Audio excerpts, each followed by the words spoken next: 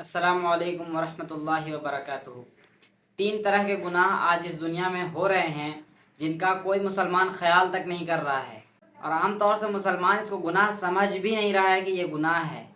वो 3 गुनाह कौन से हैं? नंबर 1, गीबत।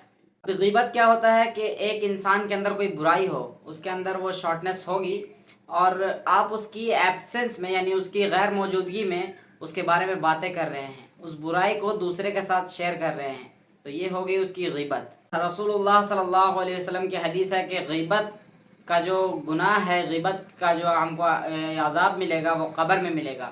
रसूलुल्लाह सल्लल्लाहु अलैहि वसल्लम ने एक और दूसरी हदीस में इरशाद फरमाया है कि एक शख्स आएगा क़यामत के दिन, उसकी नेकियां माउंटेन्स के बराबर होंगी, यानी उसकी नेकियां इतनी ज़्यादा होंगी कि पहाड़ के बराबर हो जाएंगी।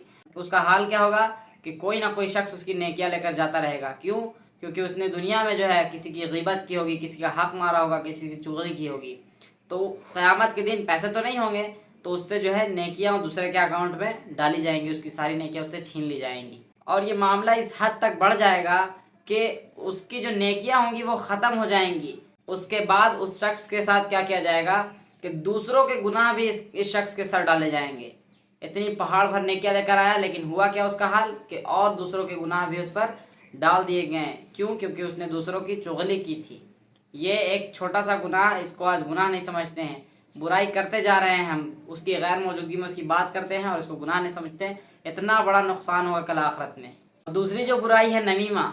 नमीमा क्या है? किसी के बारे में बैठकर हम जब डिस्कशन कर रहे होते हैं, आमतौर से सब दोस्त बैठे रहते हैं, डिस्कशन चल रहा है किसी का, मान लीजिए अहमद फराज के बारे में बात चल रही है कि फराज ने जो गाड़ी ली है वो इतने लोन पे ली है और वो ऐसे भर रहा है, उसके बारे में बात चल रही थी और कुछ उसकी बुराई उसमें आ गई फराज की कि उसने ऐसा किया ऐसा किया।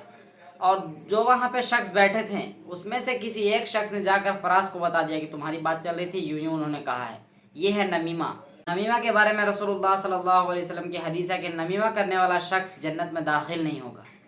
तीसरा जो है बहतान। और बहतान क्या है? बहतान है दूसरे के ऊपर इल्ज़ाम लगाना, दूसरे के ऊपर झूठा इल्ज़ाम लगाना। रसूलुल्लाह सल्लल्लाहु अलैहि वसल्लम की हदीस है कि आदमी के झूठा होने के लिए यही काफ़ी है कि वह हर सुनी बात को बयान करे बग़ैर तहक़ीक़ के। आज हमारे न्यूज़ चैनल्स, हम खुद और बहुत सारी मैगज़ीन्स जो हमारी छपती हैं, ये सारी चीज़ें इसमें मुलविस है, इसमें जो है इन्वॉल्व हैं, सब जो है झूठी खबरों को फैलाते हैं। तो ये हो गया बहतान लगाना। गीबत करना, नमीमा करना और बहतान लगाना, इन तीनों शख्सों के साथ अल्लाह पाक की मदद नहीं आती है। तो इन तमाम गुनाहों से बचें और अपने भाइयों को भी इससे बचने की तरगीब दें। इसके लिए आप इस वीडियो को शेयर करें और हमारे चैनल को सब्सक्राइब करें। जज़ाकल्लाह खैर।